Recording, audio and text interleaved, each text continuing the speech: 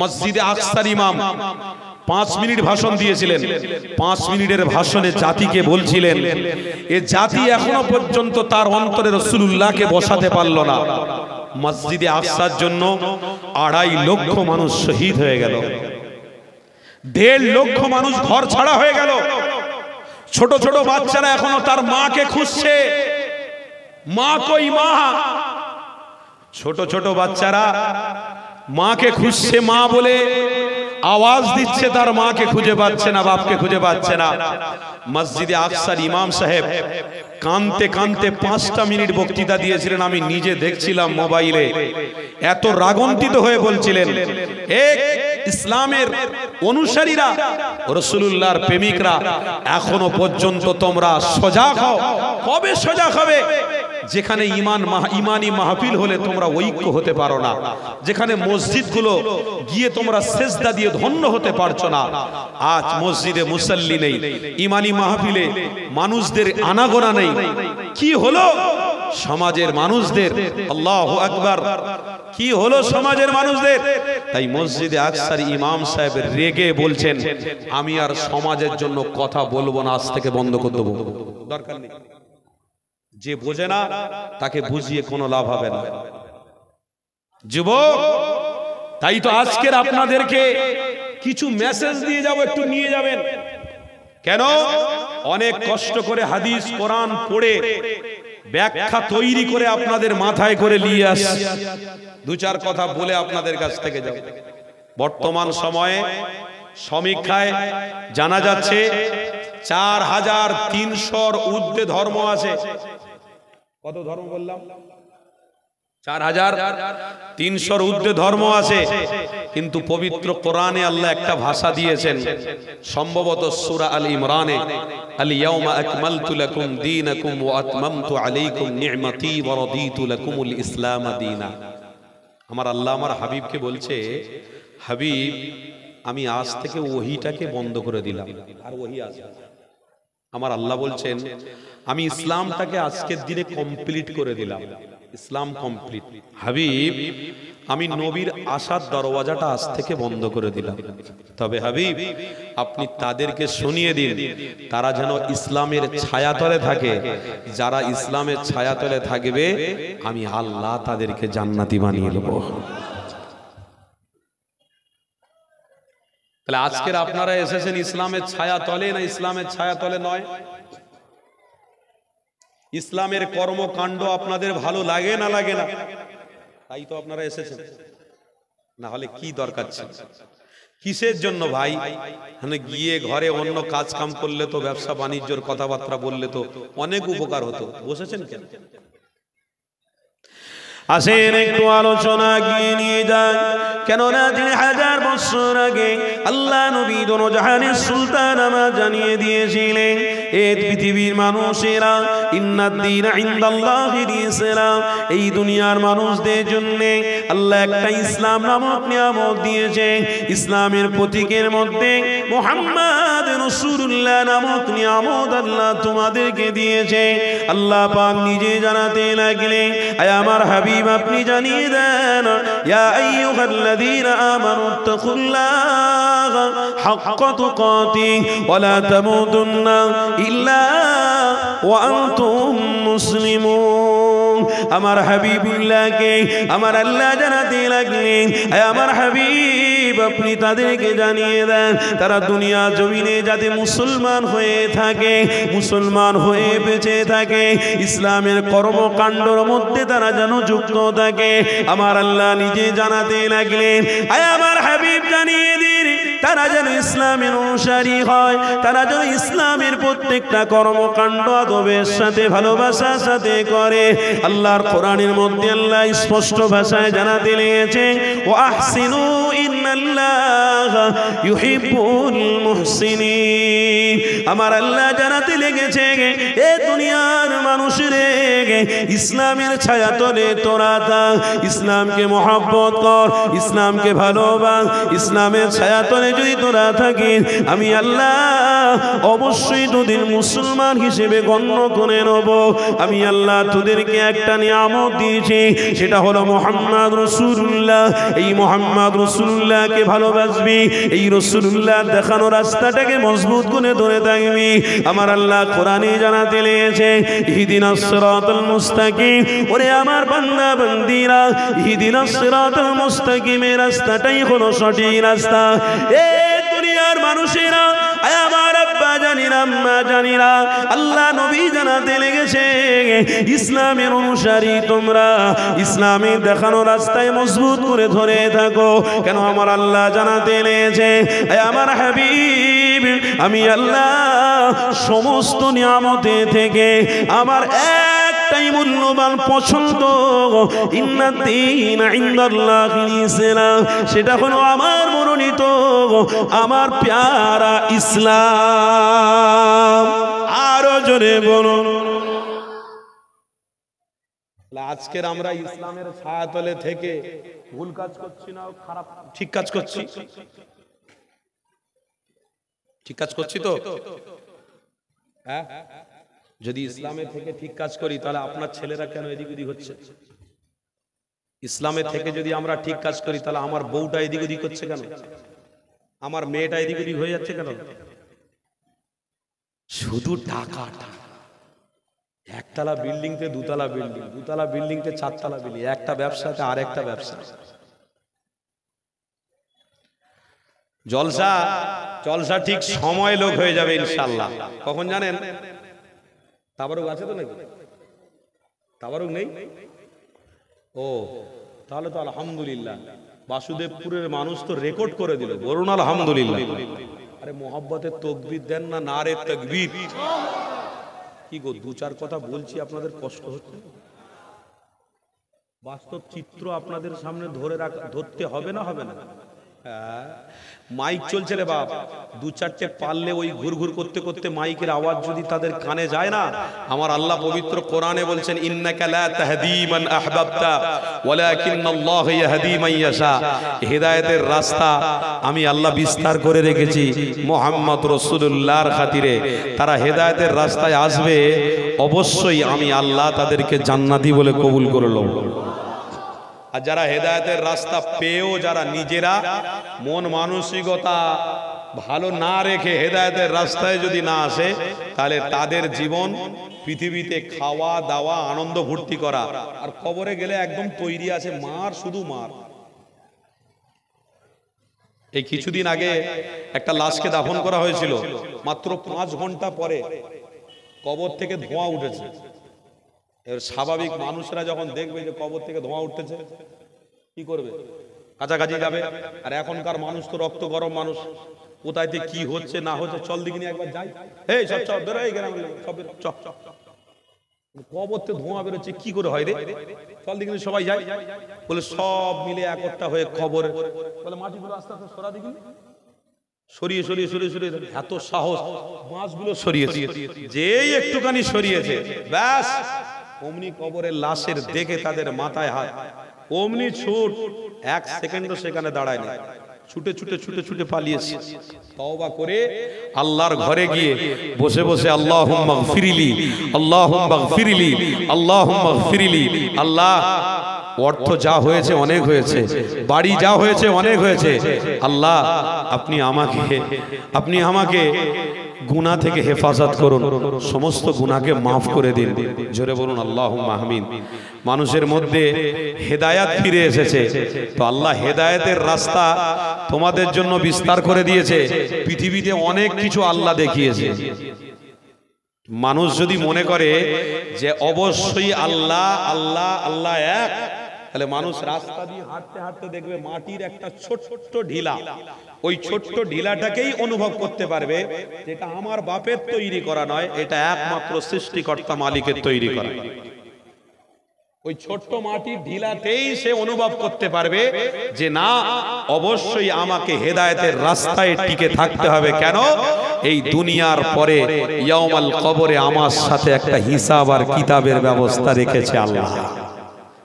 আল্লাহ পবিত্র কোরআনে বলছেন কিরামান কাতিবিনা ইয়ালামুনা মা তাফআলুন ইন্নাল আবরার লাফি নাঈম। তাফসীরে জালালাইনের মধ্যে আছে ইন্নাল আবরার লাফি নাঈম, মানে ডান হাতে যে ফেরেশতা আছেন তিনি হলেন নাঈম ফেরেশতা, তিনি ভালো লেখেন। কথা শুনছেন তো নাকি? আমার কোরআন হাদিস দিয়ে বলছি তো নাকি? একদম মজবুত করে আজকে ধরে নিয়ে যাবেন বাপ, ইমানটাকে মজবুত করে বাড়ি ফেরুন, কারণ পরিস্থিতি খুব খারাপ। এমন একটা দিন আসছে অর্থের জন্য আর মারামারি হবে না, বলে দিয়ে যাচ্ছি। মারামারি অর্থের জন্য, ইনকামের জন্য হবে না। কিসের জন্য হবে? কিসের জন্য? নারীর জন্য। নারীর জন্য। এই রিসেন্টলি ঘটনা ঘটে গেছে, খবর পাননি? দত্তপুকুর, উত্তর 24 পরগনা। নাম কি? আব্দুল জব্বার। নাম কি? আরেকজন কি ওস্তাদ না কি নাম, মুসলমানের ছেলে। নারী নিয়ে দুজন মিলে ঝগড়া করে একজনকে মার্ডার করে দিয়েছে। আমি দীর্ঘদিন আগে থেকে অন ক্যামেরা অনেক জায়গায় ওয়াচ করেছি। সমাজের মানুষকে আগে থেকেই আমি বার্তা দিয়েছি, এমন একটা দিন আসে মানুষ অর্থের জন্য আর মারামারি করবে না। কেন? অর্থ হারাম, তাদের বাড়ি বাড়ি পৌঁছে দেওয়া হবে। অর্থ বাড়িতে বাড়িতে পৌঁছে যাবে, কিন্তু নারীর জন্য ছেলেরা মারামারি করবে। সেদিন এসে গেছে, আন করিব আ গয়া হ্যায়, সেদিন এসে গেছে। দেখবেন ইনশাআল্লাহ আপনার দক্ষিণ 24 পরগনা এলাকায় আমার কথা মিলিয়ে নেবেন, কোনো না কোনো জায়গায় এটা ঘটছে। তবে আপনারা ইমানদার, আমি ইমানদার, হেদায়েতের রাস্তায় রয়েছি একটাই কারণে, কি? পৃথিবীতে 60 বছর 70 বছর বেঁচে থাকবো, দুনিয়া ছাড়বো, আমার রাসূলুল্লাহ দিদার পেতে পেতে দুনিয়ায় থেকে কবরে জান্নাতের বাশরাতি বিছানার উপরে আরামের ঘুম ঘুমাবো। তার জন্য মান জাদ্দা ওয়াজাদা, কষ্টের উপরে কষ্ট করব। কষ্ট কি? প্রত্যেকটা আমল নিষ্ঠার সাথে করব, ভালোবাসার সাথে করব, দরদ দিয়ে করব। এটাই হলো ঈমানদারদের খাসলাত, এটাই হবে ঈমানদারদের উদ্দেশ্য, এটাই হবে ঈমানদারদের মূল সম্পদ। আর যদি মনে করে কানামাছি ভোঁ ভোঁ, ছোটবেলায় খেলা হতো না, চোখ বেঁধে দিয়ে ছেড়ে দিলে কোথায় গিয়ে ঠেলে উঠবে তার ঠিক নেই। আর ইমানদাররা মনে করেছে হুজুররা সব দাওয়াত করে নিয়ে আসি, চোখ বন্ধ করে কানে হাত দিয়ে টান মেরে চলে যায়। ও সব বেকার কথা রেখে দিয়ে যাও, যেখানকার কথা সেখানে দোষ দাফন করে দাও। ব্যাস, আমি আমার রাস্তায় আছি, তুমি তোমার রাস্তায় থাকো, যা হবে কবরে দেখা যাবে। কানামাছি ভোঁ ভোঁ মনে করনি ইসলামকে, দিনকে। খবরদার, ইসলাম দরদীদেরকে বলে যাচ্ছি, যদি মোহাম্মত রসুলের সাথে রাখো, ইনশাআল্লাহ আবু বকর সিদ্দিক যেমন জান্নাতি হয়ে গেছে, আল্লাহ তোমাকেও জান্নাতি বানিয়ে নেবে। উমরে ফারুক যেমন জান্নাতি হয়ে গেছে, আল্লাহ তোমাকেও জান্নাতি বানাবে। উসমানে গনি যেমন জান্নাতি হয়ে গেছে, আল্লাহ তোমাকেও জান্নাতি বানাবে। হযরতে যায়েদ যেমন জান্নাতি হয়ে গেছে, আল্লাহও তোমাকে জান্নাতি বানাবে। হযরতে হামজা রাদিয়াল্লাহু তাআলা আনহু যেমন জান্নাতি হয়ে গেছে, তুমিও জান্নাতি হয়ে যাবে। যুবক, मोहब्बत करते হবে रसूल के, मोहब्बत करते হবে मोहम्मद रसूल के। बस मोहम्मद रसूल के साथ ताल्लुकात जिसने रख लिया है, मोहम्मद रसूल के साथ ताल्लुकात जिसने रख लिया है, रब ने फरमाया वो तो कामयाबी हो गया है। ऐसे कामयाबी हुआ जैसे कि खुद में अल्लाह उसके लिए जन्नत तोहफा देने वाले हो गए। সতর্ক অবলম্বন করুন। বাংলায় একটা প্রবাদ আছে, সূর্য অপেক্ষা করে দিনের জন্য, চন্দ্র অপেক্ষা করে রাতের জন্য। কি কথা বুঝছেন না আপনারা? অসুবিধা হচ্ছে না? আমি কিন্তু কথা যে লাইনে নিয়ে যাচ্ছি ওটা কিন্তু ধরবো, একটু বলতে বলতে একটু বাড়তি হয়ে যাচ্ছে, কথা বুঝলেন না? আমি কিন্তু ইসলাম ট্রাফিক ধরেছি, ওই ট্রাফিকের উপর আমি শেষ করব। কিন্তু চন্দ্র অপেক্ষা করছে রাতের জন্য, সমুদ্র অপেক্ষা করে মোহনার জন্য, নবীর প্রেমিকরা অপেক্ষা করছে সব সময় রাসূলের দিদার পাওয়ার জন্য। তাই তো নবী প্রেমিকরা কি সুন্দর উজু করে মাথায় টুপি দিয়ে সব চুপচাপ বসে রয়েছে, আর সব ছেঁড়া প্যান্ট পরে ঘুরে বেড়াচ্ছে, আর সব আনন্দ করতে ব্যস্ত। কর বাবা, তোরা ভালো করে আনন্দ কর। আজ একদিন মাহফিল হচ্ছে, তো একদিন তো কালকের মনে হয় গজল হয়েছে, মনে হয়। হ্যাঁ, গজলেও হুড় হয়েছে আর আজকেরও হুড়ে হচ্ছে, কোনো অসুবিধা নেই। এখন সবাই জলসা শুনতে চলে আসলে আবার বিপদ হয়ে যাবে। কেউ একজন ঘুরতে ঘুরতে ঘুরতে ঘুরতে ঘরের ভিতরে ঢুকে যাবে, সে আবার না খেয়ে নিয়ে ঘরের ভিতরে ঢুকে যায়, সমস্যা শেষ নেই বাপ। করেলে যা ইচ্ছা করলে দুনিয়ায় যতদিন আল্লাহ হায়াত দিয়েছে যা ইচ্ছা করেলে। তবে মনে রাখিস ঈমানের ছায়াতলে আমরা যতজন আছি ইনশাআল্লাহ আল্লাহর আরশেতেও আমরা সবাই থাকব। ইসলামের কাস্টি কৃষ্টি কালচারের উপরে আমরা যারা আছি ইনশাআল্লাহ ফুলসিরাতের রাস্তাটাও আল্লাহ আমাদের প্রত্যেককে পার করিয়ে নেবে। আমরা ইসলামের ছায়াতলে যারা আছি ইনশাআল্লাহ আমার নবী জান্নাতের সামনে দাঁড়িয়ে দাঁড়িয়ে ওই উম্মতদেরকে ওয়েলকাম করতে থাকবে। আমরা সেই রাসূলের দিওয়ানা, আমরা জান্নাতি। জোরে বলো আমরা কারা? জান্নাতি। কেন নবী আমার জান্নাতের রাস্তায় ছেড়ে দিয়ে চলে গেছে। আমরা জান্নাতি, রাসূলের উম্মত আমরা জান্নাতি। কেননা ইসলাম দরদি আমার আব্বা জানেন আম্মা জানেন শুনেন, আমার হাবিবকে মহব্বত করতে হবে, আমার রাসূলুল্লাহকে প্রেম করতে হবে। আমার নবী ছাড়া তোমার আমার আমল ইবাদত কিছুই কবুল হবে না। এ যুবকেরা আব্বারা তরুণেরা আমার আম্মা জানেন শুনে রেখে দাও, এই পৃথিবী জমিনে এসে তুমি মনে করে নিও না গো, কেন আমার কাছে শিক্ষাটাই হলো সব থেকে বড় গুরুত্বপূর্ণ, আমার কাছে অর্থটা হলো সব থেকে বড় গুরুত্বপূর্ণ, আমার কাছে ইনকাম করাটাই হলো সব থেকে বড় গুরুত্বপূর্ণ। এই যুবকেরা তরুণীরা এই পৃথিবী জমিনে কোনো জিনিসের গুরুত্ব লাগবে না, কাজে আসবে না, একটাই জিনিস গুরুত্ব আসবে, সেটা হলো মুহাম্মাদুর রাসূলুল্লাহ। এই যুবকেরা তরুণীরা আমার আম্মা জানেরা শুনে রেখে দেন, যদি গুরুত্ব যারা ইসলামের প্রতি না দিয়ে অর্থের প্রতি যদি আর কেউ গুরুত্ব দিতে থাকে, তাহলে আবু জাহালের কথাটা মনে করে। আবু জাহাল কিন্তু অর্থওয়ালা ছিল, জাহান্নামী হয়ে যাবে। নমরুদ অর্থওয়ালা ছিল, জাহান্নামী হয়ে যাবে। সাদ্দাদ অর্থওয়ালা ছিল, জাহান্নামী হয়ে যাবে। এই যুবকেরা তরুণীরা ফেরাউন অর্থশালী ছিল, জাহান্নামী হয়ে যাবে। তাই আপনাদেরকে জানিয়ে দিই, অর্থের পিছনে ঘুরতে গিয়ে আবু বকরকে ভুলে যাবেন না গো, অর্থের লোভে পড়ে ঘুরতে গিয়ে ওমরে ফারুককে ভুলে যাবেন না গো। এ দুনিয়ার মানুষেরা তোমার আমার নবী নবী দয়া নবী আমার কতটা কষ্ট করেছি ইতিহাসটা খুলে দেখো। আর ইসলামের ছায়া তলে আমার নবী পাক তোমাকে আমাকে রেখে দিয়ে গেছে, জান্নাতের রাস্তায় রেখে দিয়ে গেছে। আমার হাবিবকে ভোলা যাবে না, আমার রাসূলুল্লাহকে ছেড়ে দেওয়া যাবে না। কেন আমার হাবিবের চেহারাটাই হলো জাহান্নামের আগুন হারাম করে দেওয়া চেহারা। এই যুবকেরা তরুণীরা আল্লাহ নবীদের দুনিয়া বাসনা হাবিবুল্লাহকে আমার আল্লাহ অনেক বড় মর্যাদা ইমাম বানিয়েছে, নবীদের সরদার বানিয়েছিল গো। আরে নবী দয়া নবী আমার আল্লাহ নিজে বানাতে লেগেছে। আমার হাবিবকে আমি আল্লাহ এত মহব্বত করি, কোরআনটা খুলে দেখো, আল্লাহ নিজে কোরআনের মধ্যে জানাতে লেগেছে আমি আমার হাবিবকে মহব্বত করে রেখেছি। ইয়া আইয়ুহার রাসূল ইয়া আইয়ুহান নবী, আমার হাবিবকে কত সম্মান দিয়ে ডাকতে লেগেছে। ইয়া আইয়ুহাল মুযাম্মিল ইয়া আইয়ুহাল মুদ্দাসির। এই দুনিয়ার মানুষেরা ইসলামের ছায়া তলকে তোরা ছেড়ে দিস না, ইসলামের খুঁটিটাকে ছেড়ে দিস না। কেন আমার আল্লাহ নিজে জানাতে লেগেছে আমি আমার হাবিবকে এত মহব্বত করে রেখেছি, আমি আমার রাসূলুল্লাহকে এত মহব্বত করে রেখেছি। এই দুনিয়ার মানুষেরা তোমরাও যদি আমার হাবিবকে মহব্বত করো, আমি আল্লাহ তোমাদের মুক্তি দেবো। যে আমার হাবিবের হবে না আমি আল্লাহ তার হব না, যে ইমানি মাহফিলকে পছন্দ করবে না আমি আল্লাহ তার হব না, যে ইসলামিক কালচারগুলোকে বিশ্বাস করবে না আমি আল্লাহ তার কোনোদিন হব না। আমার আল্লাহ জানাতে লেগেছে ফাযকুরুনি আযকুরুকুম ওয়াশকুরুলি ওয়ালা তাকফুরুন। আমার আল্লাহ জানাতে লাগলো এ দুনিয়ার মানুষরে এই পৃথিবী জমিনে আমি আল্লাহ আমাকে স্মরণ রাখবি। আমার নবী পাক যে রাস্তা দেখিয়ে গেছে ওই রাস্তাটাকে মহব্বত করবি, ধরে রাখবি। আমি আল্লাহ কঠিন দিনে তোদেরকেও স্মরণে রাখবো।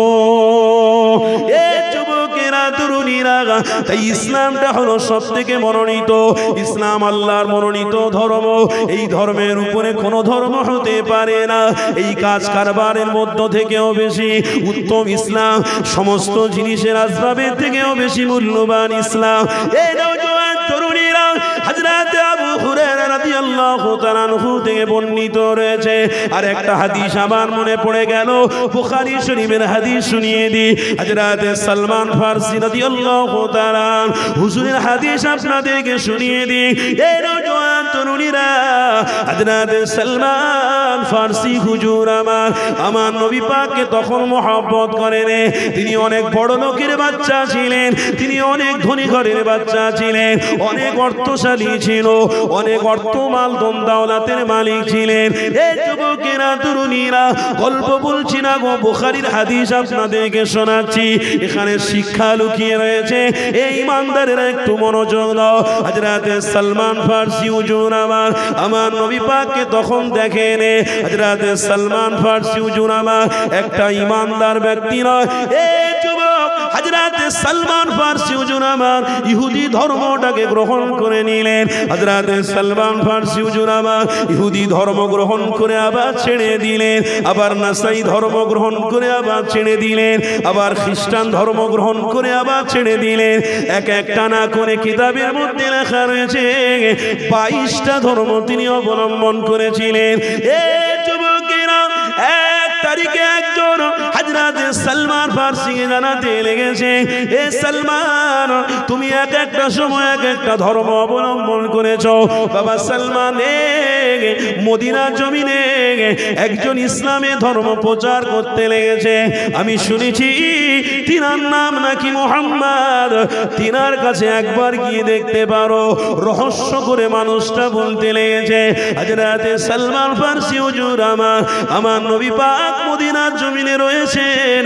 ওই সালমান ফারসি হুজুর আস্তে আস্তে করে মদিনার জমিনে এসে আমার নবীকে খুঁজতে লেগেছে। দোনো জাহানের সুলতান আমার মসজিদে নববীতে রয়েছে। হযরত সালমান ফারসি খুঁজে খুঁজে খুঁজে আমার নবী পাককে দেখতে পেয়ে গেলেন। হযরত সালমান ফারসি আমার নবী পাকের সামনে দাঁড়িয়ে সর্বপ্রথমে আমার নবীর চেহারা মোবারকটা দেখেছিল। এই যুবক তরুণীরা, বুখারীর হাদিস আপনাদেরকে শুনিয়ে দিই। হযরত সালমান ফারসি জানাতে লাগলেন, আমি আমার দোনো জাহানের সুলতানকে সর্বপ্রথমে যখন দেখেছি, আমি সালমান, আমার কলিজা ঠান্ডা হয়ে গেছে। আরো জোরে বলুন।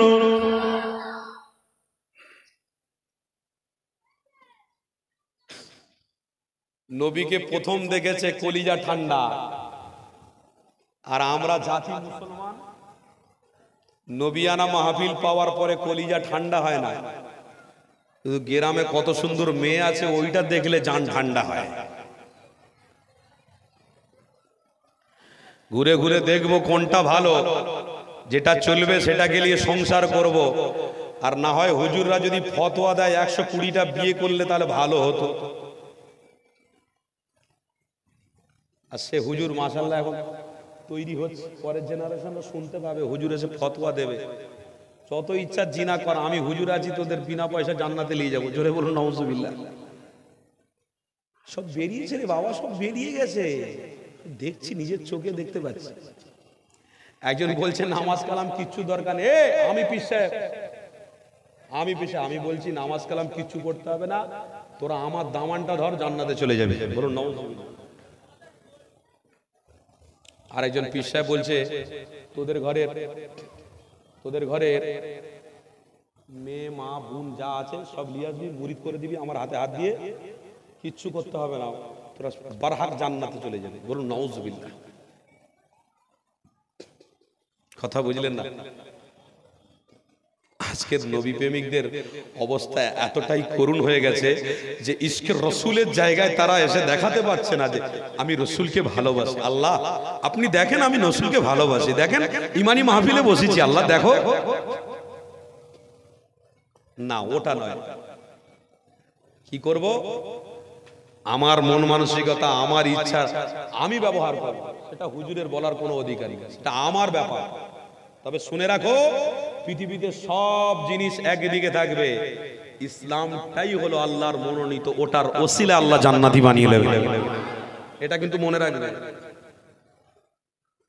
দামনে মুস্তফা জিসনে পকড় লিয়া है उसके लिए कोई फिक्र नहीं है, क्योंकि उसके लिए बरहक दीदार रब मिलाने वाले हैं।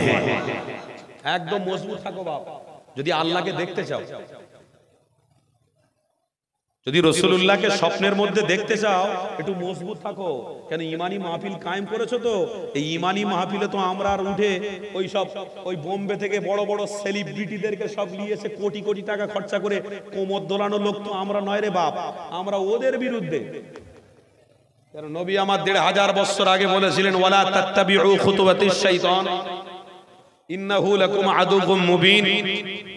শয়তানের বিরুদ্ধে হাবিব আপনি নিষ্ঠার অবলম্বন করুন, কঠোরতা অবলম্বন করুন।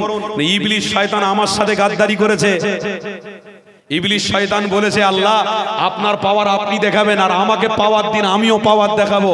আল্লাহ বলছেন, ঠিক আছে, তোর পাওয়ার তুই এক জায়গায় দেখাবি, আমি আল্লাহ আমার পাওয়ার দেখাবো। দেখবি আমার একজন বান্দা রাস্তা দিয়ে হেঁটে হেঁটে যাবে, ছোট্ট কোরআনের আয়াত পড়ে থাকবে, নিয়ে চুমো খেয়ে নেবে, আমি তাকে আল্লাহর ওলি বানিয়ে দেবো। দেখি তোর ক্ষমতা কত কাজ করে। আমার আল্লাহ বলছেন, এই ইবলিস শয়তান তোর ক্ষমতা তুই দেখাবি, আর আমি আল্লাহ, আল্লাহু লা ইলাহা ইল্লা হুয়াল হাইয়ুল কাইয়্যুম লা তাখুযুহু সিনাতুন ওয়া লা নাওম লাহু মা ফিস সামাওয়াতি ওয়া মা ফিল আরদ মা যাল্লাযী ইয়াশফাউ ইনদাহু ইল্লা বিইذনিহি ইয়ালামু মা বাইনা আইদিহিম ওয়া মা খালফাহুম ওয়া লা ইউহীতুনা বিশাইইন মিন ইলমিহি ইল্লা বিমা শাআ ওয়াসি'a কুরসিয়্যুহুস সামাওয়াতি ওয়াল আরদ ওয়া লা ইয়াউদুহু হিফযুহুমা ওয়া লা ইয়াউদুহু হিফযুহুমা ওয়া হুয়াল আলিয়্যুল আযীম। জমিনে তাকাবি আমার দাসত্ব দেখতে পাবি, আসমানে তাকাবি আমার কুদরত দেখতে পাবি, আরশে মহল্লায় তাকাবি আমার কুদরত দেখতে পাবি, কবর খুঁড়বি আমার কুদরত দেখতে পাবি, পাহাড়ের উপরে উঠবি আমার কুদরত দেখতে পাবি। টোটাল সব জায়গায় তাকাবি, কুদরতে এলাহি ছাড়া আর কিছু তোদের কপালে জুড়বে না। সব আমার ইশারায় চলে। ইবলিস আমার বান্দাকে ধোঁকা দিবি, ধোঁকা দিবি, ঠিক আছে ধোঁকা দিবি, আর আমার বান্দা লাইলাতুল কদরের রাত্রে হারাম পান করবে, তার মানে মদ খাবে। লাইলাতুল কদরের রাত্রে আমার বান্দা হারাম খাবে, মদ খাবে, আর ওই লাইলাতুল কদরের রাত্রে ব্যক্তিটা মদ খাওয়াটাকে আমি আল্লাহ তাকে ইমাম মালিক বানিয়ে নেব। সেই কিতাবের মধ্যে আছে ইমাম মালিক হুজুর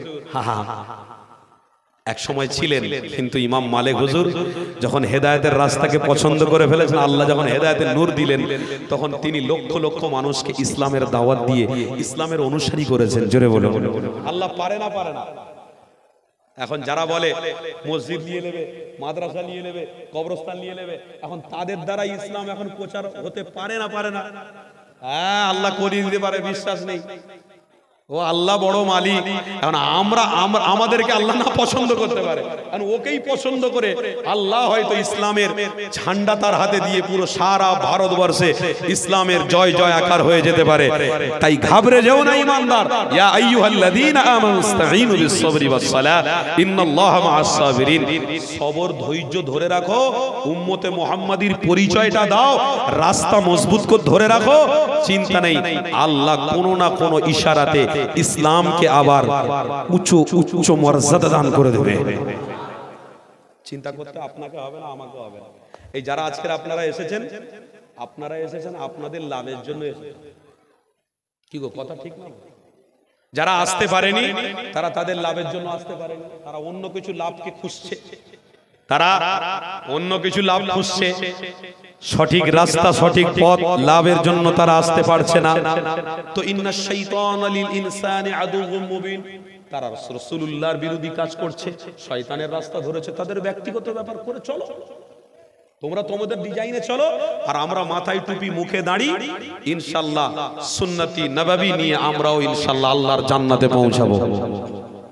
আপনাদের অসুবিধা হচ্ছে কি গো বাবা, কষ্ট হচ্ছে? একটু মোহাব্বতে শয়তান তাড়াতে গেলে একটু ধ্বনি দেওয়া যাবে? আল্লাহর ধ্বনি, নারে তাকবীর। এই বাসুদেবপুর গ্রামের আমার বাপ ভাইদের এতক্ষণের মধ্যে আওয়াজ ঠান্ডা হয়ে গেল, নারে তাকবীর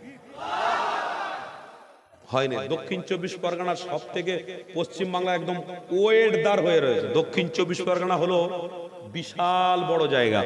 এই দক্ষিণ 24 পরগনার মানুষ আমরা, বাসুদেবপুর এলাকার মানুষ আমরা, আমাদের ইমানি জোশ এমন হবে থরথর করে বেঈমানরা কাঁপবে, শয়তানরা পেচ্ছাপ করতে করতে পালানোর রাস্তা খুঁজে পাবে না। সব ইবলিশ শয়তান একটা ডাকের ওসিলায় পালাবে।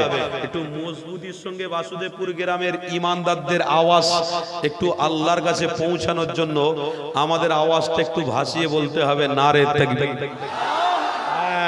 এইবারে হয়েছে সিলসিলায়ে হক মুজাদ্দিদে জামান, সিলসিলায়ে হক মুজাদ্দিদে জামান, মাসলাকে মুজাদ্দিদে জামান, নারে তাকবীর। একদম 20 মিনিট মোটামুটি আমি একটা ওষুধ দিয়েছি, এই 20 মিনিট ওষুধটা থাকবে, আর 20 মিনিট পরে কিন্তু একটা ওষুধ দিতে হবে, না দিলে ও সব অটোমেটিক ঝিমিয়ে পড়বে, কিচ্ছু করার নেই। যা দিয়েছে এখন মোটামুটি 15 থেকে 20 মিনিট চলবে। যা আপনাদের কষ্ট হচ্ছে না তো? অনেক দেরি করে আমার বাপ ভাইরা অনেকে এসেছেন, অনেক মানুষ কম ছিলেন, আস্তে আস্তে মানুষ বাড়ছে, অসুবিধা কিছু নেই।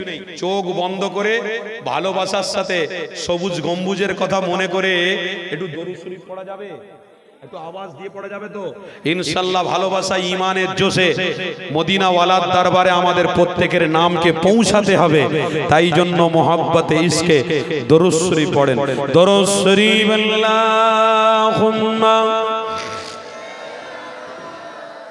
সাইয়্যিদ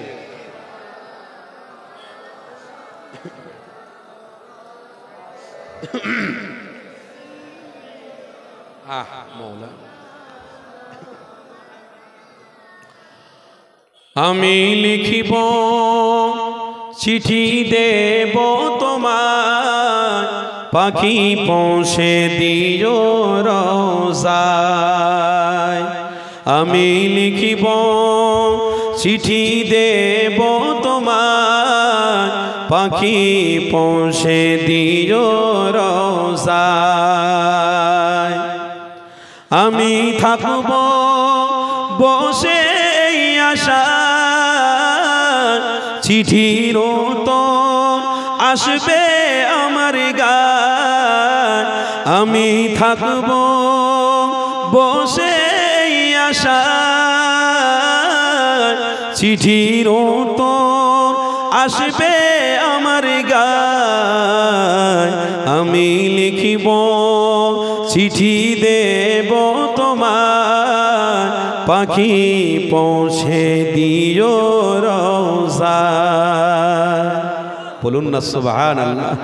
আমি লিখিব চিঠি দেব তোমার, পাখি পৌঁছে দিও রোজায়। কবে আসবে মদিনার পেগাম, গায়ে বাঁধব হাজিদের ইহরাম। কবে আসবে মদিনার পেগাম, গায়ে বাঁধব হাজিদের ইহরাম। আমি ঘুরব মদিনার চারিপাশ, দু চোখে দেখব সবুজ গম্বুজ। আমি ঘুরব মদিনার চারিপাশ, দু চোখে দেখব সবুজ গম্বুজ। আমি লিখিব চিঠি দেব তোমার, পাখি পৌঁছে দিও রোজায়। আমি লিখিব চিঠি দেব তোমার, পাখি পৌঁছে দিও রোজায়। তৃষ্ণায় কাতর আমারে মন, তৃষ্ণা মেটাবে কূপে জমজম। তো মোহাব্বতে হবে না? তৃষ্ণায় কাতর আমারে মন, তৃষ্ণা মেটাবে কূপে জমজম। সে পানি মাখবো আমি সারা গায়, পাখি পৌঁছে দিও রোজায় সে পানি মাখবো আমি সারা গায় পাখি পৌঁছে দিও রোজায় আমি লিখিব চিঠি দেব তোমায় পাখি পৌঁছে দিও রোজায় আমি লিখিব চিঠি দেব তোমায় পাখি পৌঁছে দিও রোজায় আল্লাহুম্মা সাল্লি আলা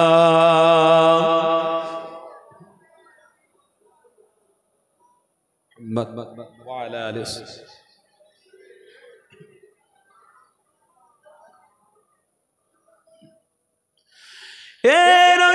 তরুণীরা আমার আব্বা জানিরা আসে তাহলে আবার আলোচনার দিকে ফিরে যায় দিন দুনিয়া বাদশা বিবুল্লাহর আলোচনা আপনাদেরকে করছিলাম সহিহ বুখারীর কথা আপনাদেরকে শোনাচ্ছিলাম এই যুবকেরা তরুণীরা হযরত সালমান ফারসি হুজুর আমার নবী পাককে সর্বপ্রথমে যখন দেখেছে হযরত সালমান ফারসি হুজুর আমার জানাতে লেগেছে আমি আমার হাবিবের চেহারা মোবারক দেখে আমার কলিজা ঠান্ডা হয়ে গেছে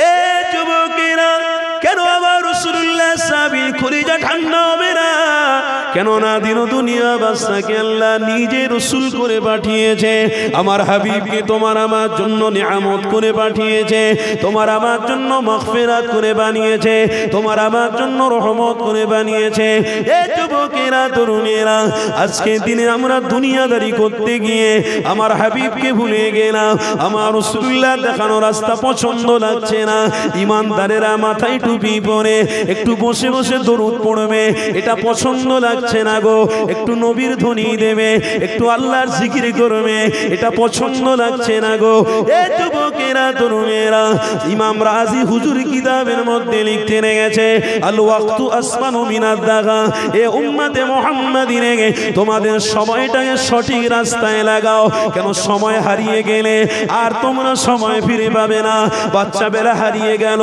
বুড়ো হয়ে গেল আবার মরে যাব এই দুনিয়া জমিন ছেড়ে বিদায় নিয়ে চলে যেতে হবে তাই ইমাম রাজি হুজুর আমার জানাতে লেগেছে এ দুনিয়ার মানুষেরা সময়টাকে তোমরা কাজে লাগাও সময়টাকে তোমরা কাজে লাগাও আজ আমরা সময় গান বাজনায় লাগিয়ে দিলাম আমাদের সময় নারীদের পিছনে দিয়ে দিলাম আমাদের সময় অন্যায় ব্যভিচার জিনাকারীদের সাথে লাগিয়ে দিলাম এ যুবকেরা তরুণেরা একদিন না একদিন অবশ্যই তোমাদের হিসাব দিতে হবে এর হিসাব একদিন আমার আল্লাহ নেবে আজকে যারা টুপি পরে আমরা ইমানদার দাঁড়িয়ে রেখে আমরা সবাই মিলে যে বসে পড়েছি দরুদ শরীফ পড়তে লেগেছি জিকির করতে লেগেছি তাকবীর দিতে লেগেছি এ নবী পাকের প্রেমিকেরা এই জমিনও তোমাদের জন্য আল্লাহর কাছে শাফাত করবে এই আসমানও দেখতে পেয়েছে বাসুদেবপুর গ্রামের মাহফিলে যারা যারা বসেছে আসমানও দেখতে পেয়েছে এই বান্দাগুলো বসে গেছে ও রব্বি আল্লাহ আপনার এই সমস্ত বান্দা বান্দীদেরকে আল্লাহ আপনি নাজাত করে দেবেন আল্লাহ আপনি জাহান্নামী দেবেন না আল্লাহ এনাদেরকে মাগফিরাত করে দেন জমিন যদি আপনার জন্য সাহায্য চায় জমিন যদি আপনার জন্য দোয়া চায় আসমান যদি আপনার জন্য দোয়া চায় জান্নাত অবশ্যই কপালে জুড়বেই জুড়বে এতে কোনো সন্দেহ লাগবে না কিন্তু মনে রেখে দিও এই দুনিয়া জমিনে যারা অহংকার নিয়ে হাঁটাচলা করতে লেগেছে রক্তের গরম নিয়ে হাঁটাচলা করতে লেগেছে এ যুবকেরা তরুণীরা কবরে তোমাকেও যেতে হবে বাসুদেবপুর গ্রামের বাপ ভাইরা যে মাহফিলে বসেছো তোমাদেরকেও কবরে যেতে হবে তাদের কবরে আল্লাহর আযাব হবে অহংকারের জন্য আর তোমরা ত্যাগ করার জন্য আল্লাহ কবরে জান্নাতের বিছানা বিছিয়ে দেবে এ যুবকেরা তরুণীরা, তাই হযরতে সালমান ফারসি জানাতে লাগলেন, আমি আমার দোনো জাহানের সুলতানকে দেখে নাও, আমার হাবিবের চেহারা মোবারক দেখে আমার কলিজা ঠান্ডা হয়ে গেল। আমি আমার রাসূলুল্লাহর চেহারা মোবারক দেখে আমার এতটা খুশি আনন্দ অনুভব হতে লেগেছে। আমি সালমান এতগুলো ধর্ম অবলম্বন করে দেখলাম, কোনো ধর্মের মধ্যে মজা পাইনি, কিন্তু আমার হাবিবের চেহারাতে এতটা পরিমাণ মজা পেয়েছি। এই যুবকেরা, তরুণীরা, আমার দোনো জাহানের সুলতানের সামনে হযরতে সালমান ফারসি যখন দাঁড়িয়ে গেল, আমার নবী পাক জিজ্ঞাসা করতে লেগেছে, এ বাবা সালমান, কি ব্যাপার, কিসের জন্য তুমি এসেছো? হযরতে সালমান জানাতে লাগলেন, ইয়া রাসূলুল্লাহ, হাবিবাল্লাহ, হুজুর আপনার কাছে এসেছি ইসলামটাকে গ্রহণ করতে, ইসলামের কৃষ্টি কালচারের উপরে থাকবো বলে। হযরতে সালমান ফারসিকে আমার নবী চিনতেন। আমার নবী পাক জানাতে লাগলেন, এ বাবা সালমান রে, আমি শুনেছি তুমি অনেক ধর্ম অবলম্বন করেছো বাবা, আজকে দিনে রাসূলুল্লাহর সামনে এসে দাঁড়িয়ে গেছো, তুমি ইসলামটাকে মহব্বত করবে। এ বাবা ছেলে সালমান, নবীকে তুমি বিশ্বাস কি করবে? আল্লাহ নবী সাহাবী হযরতে সালমান জানাতে লাগলেন, ইয়া মুহাম্মদ, অবশ্যই আমি আপনাকে মহব্বত করব। কেন, আমি যখন সর্বপ্রথমে ঠিকানা পাওয়ার পরে আপনার চেহারা মোবারকটা প্রথমে দেখিয়েছি, আমি সালমান, আমার কলিজা ঠান্ডা হয়ে গেছে। এ যুবকেরা, আমার রাসূলুল্লাহর প্রেমিকেরা, আমার হাবিবুল্লাহ দিওয়ানারা, বাসুদেবপুর গ্রামের আমার বাপ্পায়েরা, শোনো, হাদিস বলছি গো, গল্প বলছি না গো। আল্লাহ নবী সাহাবী হযরতে সালমান হুজুর আমার নবী পাকের সামনে যেই না কথাটা বলেছে, আমার রাসূলুল্লাহ জানাতে লাগলেন, এ বাবা সালমান, এসো বাবা এসো, তুমি যখন ঈমানটা গ্রহণ করবে বলছো, আমার হাতে তুমি হাতটা লাগিয়ে দাও। আমার নবী পাকের হাত মোবারকে হাতটা লাগিয়ে দিলে হযরতে সালমানকে আমার নবী পাক শিখাতে লেগেছে, এ বাবা সালমান রে, বলো আমার সাথে সাথে, আশহাদু আল্লা ইলাহা ইল্লাল্লাহ ওয়াহদাহু লা শারীকা লা ওয়া আশহাদু আন্না মুহাম্মাদান আবদুহু ওয়া রাসূলুহু। হযরতে সালমান হুজুর আমার নবী পাকের হাত মোবারকটা ধরে নিয়ে নবী পাক যেটাই বলে দেয় সেটাই সালমান ফারসি বলতে লেগেছে। এ যুবকেরা, আমার নবী পাক বলতে লেগেছে, এ বাবা সালমান রে, তুমি রাসূলুল্লাহর হাত মোবারক ধরে ফেলেছো, তুমি কলেমাও পড়ে নিয়েছো, ঈমানও এনে নিয়েছো। এ বাবা সালমান রে, এবার আমি নবী তোমাকে শিক্ষা দিতে লেগেছি। ঈমান আনার পরে তোমার উপরে নৈতিক দায়িত্ব পড়ে গেছে।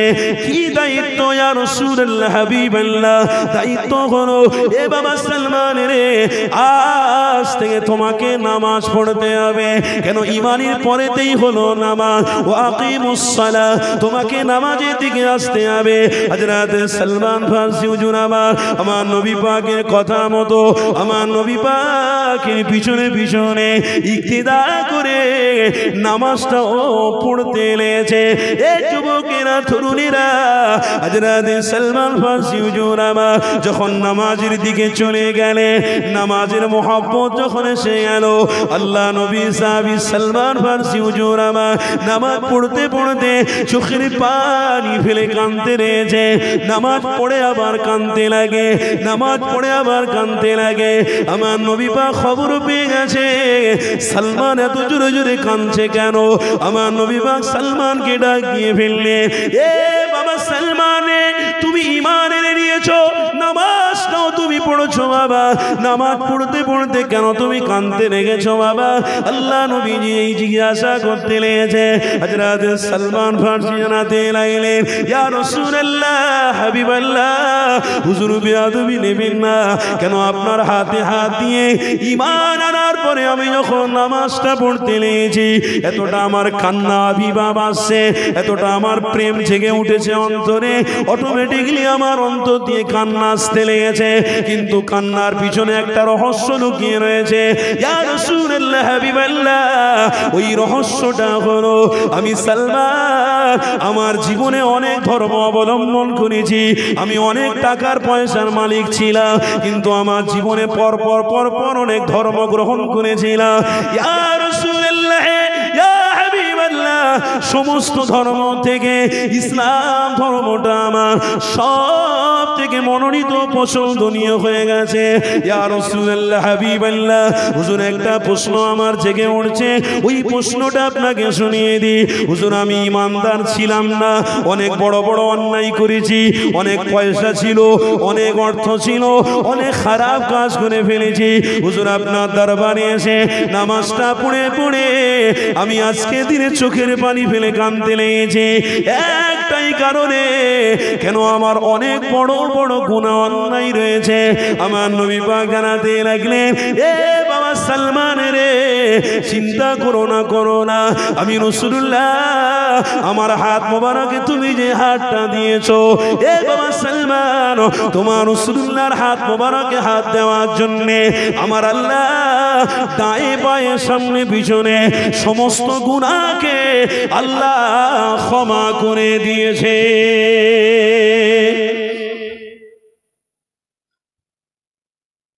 কোন অর্থশালীর পিছনে ঘুরলে আল্লাহ মাফ করে দেবে নাকি? মেয়েদের পিছনে ঘুরলে মনে হয় আল্লাহ মাফ করে দেবে। আমার গায়ে জ্বালা খুব ধরে, আপনি জানেন না, আমি ক্যানিং এ জলসা করতে গেছি, গাড়ি থেকে নেমেছি আর এইসব দৃশ্য দেখি, যান ছুটে গিয়ে একদম তাড়া করেছি। ক্যানিং এ দেউলি বলে একটা জায়গা আছে, একদম নেমে গাড়ি থেকে তাড়া, সব কমিটিরা পিছনে ছুটেছে। লাস্টে এসে মাহফিল ধরলাম, একদম সবাই এসে জড়ো হয়ে সব বসে গেল ইমানি মাহফিলে বসে, তওবা করে ইমানি মাহফিলে বসে আল্লাহর কাছে সাহায্য চেয়ে আল্লাহ তাদেরকে আবার ইমানদার বানিয়ে দিই, তারা আবার শয়তানি কর্মকাণ্ড থেকে ঘুরে আবার ইসলামিক কাজগুলোকে পছন্দ করে ফেলল। হকের উপরে চলতে হবে, ব্যাপারটা আপনি বুঝতে পারছেন না। আরে ভাই, যতদিন বেঁচে থাকবো এই রাস্তাটাকে যদি মোহাব্বত না করি, তাহলে আমার জন্য বেঁচে থাকা খাওয়া দাওয়া তো বেকার হয়ে যাবে। কথা বুঝছেন না আপনারা? এটা আমাদের নৈতিক দায়িত্ব, এটা করতে হবে। কেন আমরা একটা জিনিস শুনেছি, কি পবিত্র কোরআনে আল্লাহ বলেছেন, ইয়া আইয়ুহাল্লাযীনা আমানু, হে বিশ্বাসীগণ, কু আনফুসাকুম ওয়া আহলিকুম নারা। তুমি কি করেছো? ওই মাথায় আলো লেগে ঘুরতে বলেছে? আরে আলো লেগেছিস কেন? আল্লাহকে দেখাচ্ছি নাকি? তো আসমানের দিকে আলো দেখাচ্ছে। ওরে বাপ রে বাপ, আজকে সোনার জিনিস মাথায় দিয়ে এসেছে, তার মানে কিয়ামতের দিনে আল্লাহ একটা মাথার তাজ হাফেজদেরকে পড়াবে, ও মনে করে যে আজকের মনে হয় সেই তাজ পরানো হচ্ছে, তাই পরে নিয়েছে। আরে ওটা কি? হ্যাঁ, ওটা লাইট, টুপি, ওইটা খোল বাপ, তোর হাতে ধরি খোল, ও টুপি পছন্দ। আই কি বললাম, আধুনিক সময় আধুনিক যন্ত্রপাতি তৈরি হচ্ছে, হ্যাঁ, আবার মেয়েদের বরখাতে কি লেখা আছে জানেন? মাশাআল্লাহ। তার মানে মেয়েটা দেখতে খুব সুন্দর, মাশাআল্লাহ। আমি যেই দেখি না ওই মেয়েদের বরকায় লেখা আছে মাশাআল্লাহ, আরবিতে লেখা আছে, দেখবেন মাশাআল্লাহ, যেই আমার মাথা গরম হয়ে যায়। আমি পর মেয়ে কি বলি না বলি বলে দেখিনি, সত্যি বলছি আমার খুব খারাপ লাগে। মাশাআল্লাহ মানে তুমি দেখতে মাশাআল্লাহ নাকি? এসব এক একটা চক্রান্ত, এক একটা প্ল্যান, আপনারা বুঝতে পারছেন না। সমীক্ষা করে আমরা দেখছি, মাইকে মুখ দিয়ে শুধু দু চার কথা বললে হবে না, হাদিস পড়ে তার ব্যাখ্যা, কোরআন পড়ে তার ব্যাখ্যা অনুযায়ী মানুষদেরকে যখন কথা শোনানোর আগে ক্যালকুলেশন করতে হয়, সমাজকে দেখতে হয় যে সমাজ কি ব্যাপার, এই যে কোরআনে এই কথাটা লেখা আছে তার বিরুদ্ধে সমাজ যাচ্ছে কেন। হাদিসের মধ্যে এটা আছে, তার বিরুদ্ধে সমাজ যাচ্ছে কেন? কেন যাচ্ছে? তাহলে এই জন্য যাচ্ছে, তার মানে তাদের বাড়ন্ত বাড়ছে, ইসলামের মোহাব্বত ভালোবাসাটা আস্তে আস্তে করে কমে যাচ্ছে। এটা তো আধুনিক সময়ে আস্তে আস্তে করে মানুষের কাছে অনেক আধুনিক জিনিসপত্র আসবে। এই আধুনিক জিনিসপত্রকে আমরা চিনি না, জানি না, আমরা একটাই চিনি, মোহাম্মদ রসুল যে রাস্তা দেখিয়েছে কোরআন হাদিস ইজমা কিয়াসের মধ্যে স্পষ্ট আছে। খুলবেন আর রাসূলুল্লাহর প্রেম অন্তরে নিয়ে ফেলবেন।